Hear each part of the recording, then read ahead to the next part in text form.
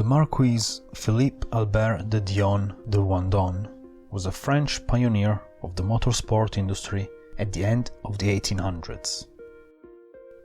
Dion was the heir of a French noble family, who developed a passion for mechanics and the brand new automotive industry in the second half of the 19th century.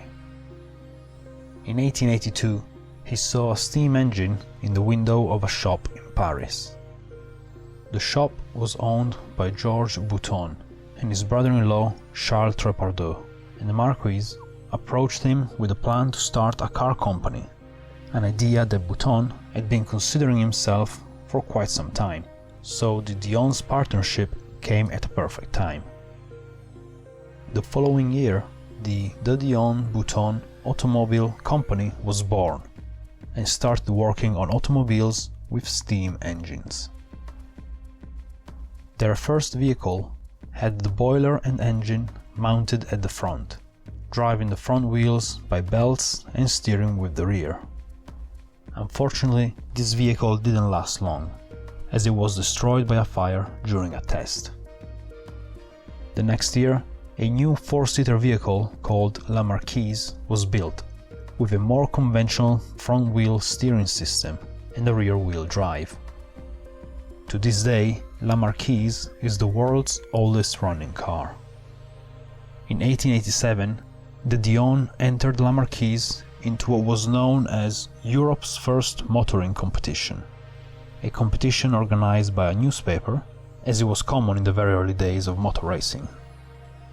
The paper was called La Velocipede, was owned by Monsieur Fossier, and mainly covered bicycles rather than motorized vehicles. Due to little promotion and very little knowledge and interest in the slowly growing car industry, La Marquise was the only car to enter the competition. Needless to say, it won the 31-kilometer race between Pont de Neuilly and the Bois de Boulogne. A few years later, the Dion entered what is regarded as the very first automobile race, the 1894 Paris-Rouen, a competition organized by Le Petit Journal, a French newspaper. The Dion finished the 127-kilometer race first, in just under 7 hours. However, his steam engine car needed a stoker to run, which was not permitted in the Paris-Rouen. Therefore, he was not awarded the prize for first place. Nevertheless, this was a big achievement and a great publicity for his company. In those years, the Dion had started to shift his interest from steam engines to internal combustion engines, having witnessed firsthand their potential. Charles Trepardoux was against the development of internal combustion engines and left the company. With their new engines, the Dion finished 3rd and 5th in the 1896 Paris-Marseille-Paris race, behind the Panhard de Levasseur cars. In 1897, the Dion became a co-founder of the Automobile Club de France, and the following year he founded the Mondial de l'Automobile, now known as the Paris Motor Show.